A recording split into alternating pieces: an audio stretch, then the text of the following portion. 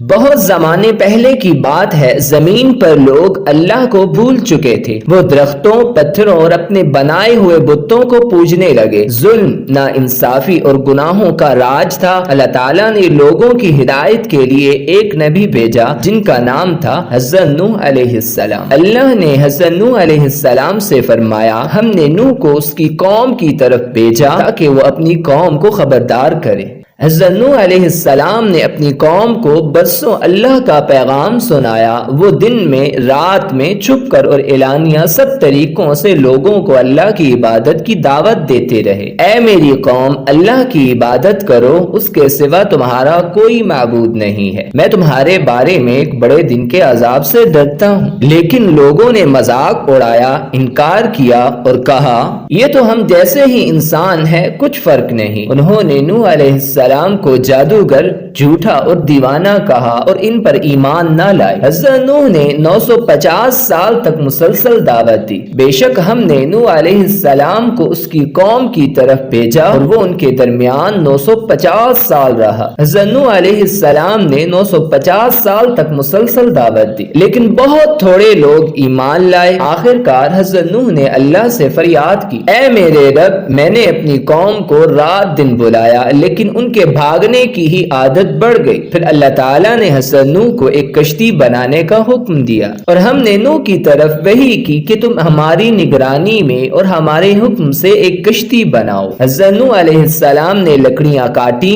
کیلیں ٹھونکی اور کشتی بنانا شروع کر دی۔ لوگ ہنستے اور مذاق کرتے رہے۔ جب بھی ان کی قوم کے سردار ان کے پاس سے گزرتے، وہ ان کا مذاق اڑاتے۔ بالآخر وہ دن آ گیا جب اللہ کا وعدہ پورا ہوا۔ زمین سے پانی ابلنے لگا، آسمان سے بارش برسنے لگی اور ہر طرف سیلاب آ گیا۔ پھر ہم نے آسمان کے دروازے کھول دیے جن سے لگاتار پانی برسنے لگا۔ حضرت نوح علیہ السلام نے مومنوں اور ہر جانور کے ایک جوڑے کو کشتی میں سوار کیا اور ہم نے نوح کو حکم دیا کہ کشتی میں ہر قسم کے 2 جوڑے اور اپنے اہل کو سوار کرو۔ لیکن حضرت نوح کا بیٹا ایمان نہ لایا اور کشتی میں سوار ہونے سے انکار کر دیا۔ حضرت نوح علیہ السلام نے اسے بلایا، بیٹا ہمارے ساتھ سوار ہو جا، کافروں کے ساتھ نہ رہے۔ لیکن اس نے کہا، میں کسی پہاڑ پر چڑھ جاؤں گا جو مجھے بچائے گا۔ پھر ایک موج آئی اور حضرت نوح علیہ السلام کا بیٹا ڈوب گیا۔ سیلاب کے بعد اللہ نے زمین سے پانی جذب کروایا اور آسمان سے بارش روک دی اور کشتی جودی پہاڑ پر جا کر ٹھہر گئی اور کہا گیا، اے زمین اپنا پانی نگل لے